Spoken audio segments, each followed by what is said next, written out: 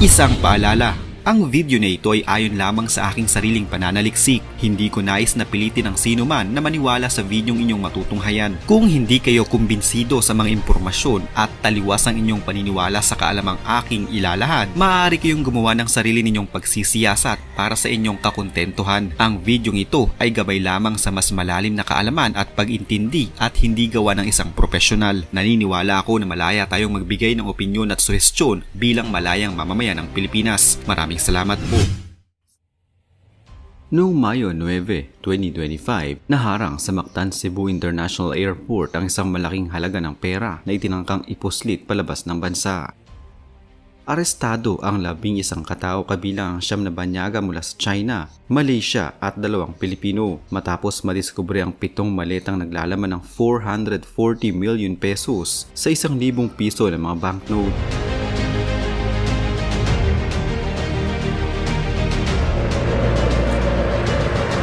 Ang mga sospek ay nagtakdang lumipad patungong Maynila gamit ang isang chartered na pribadong eroplano nang ma-detect ang kanilang mga bagahe sa X-ray screening. Ayon kay Lapu-Lapu City Police Office spokesperson Lieutenant Colonel Christian Torres, ang mga sospek ay naharap sa kasong paglabag sa mga probisyon ng Commission on Election o COMELEC Resolution 11104 na naglalaman ng mga regulasyon laban sa money laundering at illegal na pagdadala ng malaking halaga ng pera. Ang insidenteng ito ay nagdulot ng alarma sa mga otoridad lalo na't ang malaking halaga ng pera ay maaaring gamitin sa mga illegal na aktibidad tulad ng vote buying noon na labag sa mga umiiral na batas sa Pilipinas. Patuloy ang investigasyon upang matukoy ang pinagmulan ng pera at ang mga posibleng koneksyon ng mga sospek sa mga sindikato ng money laundering. Ang mga otoridad ay nagpapatuloy sa kanilang mga operasyon upang matukoy ang lawak ng operasyon at tiyakin na ang mga sospek ay mananagot sa kanilang mga ginawa.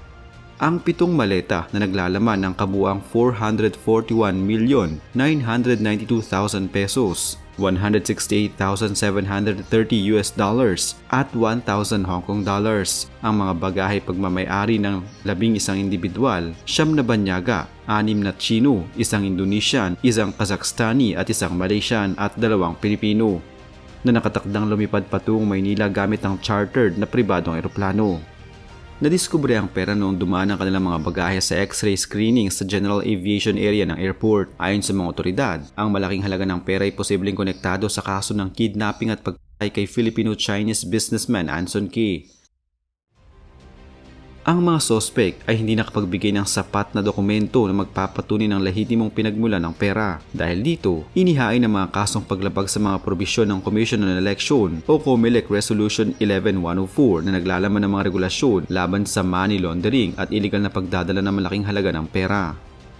Patuloy ang investigasyon ng mga otoridad upang matukoy ang pinagmulan ng pera at ang posibleng koneksyon ng mga sospek sa mga sindikato ng money laundering. Ang mga otoridad ay nagpapatuloy sa kanilang mga operasyon upang matukoy ang lawak ng operasyon at tiyakin na ang mga sospek ay mananagot sa kanilang mga ginawa. Ang malaking halaga ng pera ay pinaniniwala ang bahagi ng ransom na 200 million pesos na ipinadala sa pamamagitan ng mga junket operator na 9 Dynasty Group at White Horse Club.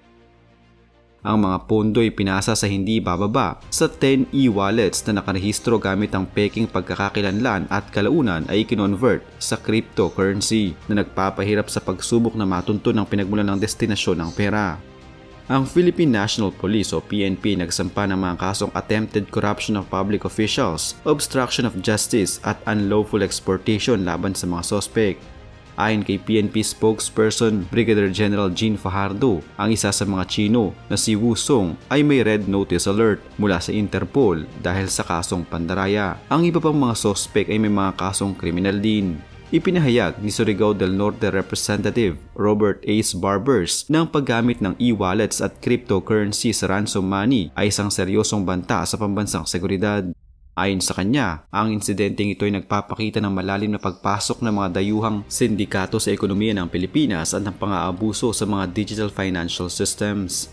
Ang mga sospek ay naharap sa mga kasong paglabag sa Commission on Election na naglalaman ng mga regulasyon laban sa money laundering, lalo na sa panahon ng halalan noon. Ang insidenteng ito ay hindi lamang isang kaso ng illegal na pagdadala ng pera, kundi isang malinaw na indikasyon ng malalim na pagpasok ng mga dayuhang sindikato sa mga operasyon ng junket, e-wallets at cryptocurrency sa Pilipinas. Ito ay naglalantad ng mga kahinaan sa regulasyon at enforcement na maaaring magamit sa mga iligal na aktibidad.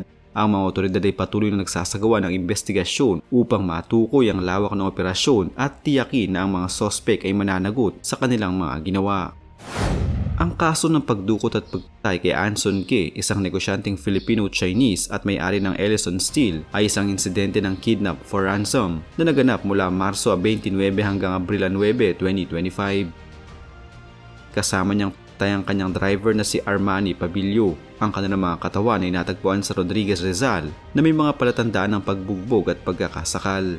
Ayon sa Philippine National Police, ang kaso ay isang contract-based kidnap for ransom kung saan ang isang Chinese national na si David Tan Liao ay nag-hire ng lokal na grupo upang dukutin si Kay. Ang layunin ng operasyon ay hindi lamang ang pagkuha ng ransom kundi pati na rin ang pagpatay kay Kay. Ang ganitong uri ng krimen ay tinuturing na isang rug collection agency na gumagamit ng dahas para mangolekta ng utang o maghiganti. Ang pamilya ni Kay nagbayad ng tinatayang 100 million pesos sa mga kidnappers sa pamamagitan ng cryptocurrency.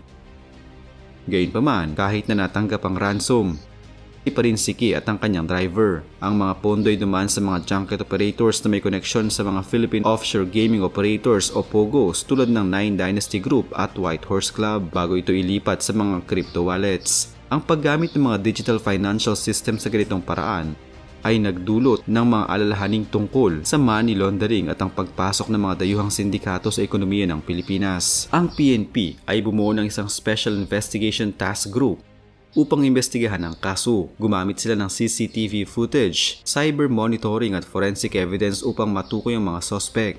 Si David Tan Liao ay sumuko at inamin ang kanyang pagkakasangkot sa krimen. Ang iba pang mga sospek ay naaresto sa Palawan. Ang PNP ay nakipagtulungan sa Anti-Money Laundering Council at iba pang mga ahensya upang subukang ma-recover ang ransom money at matukoy ang mga tumanggap nito.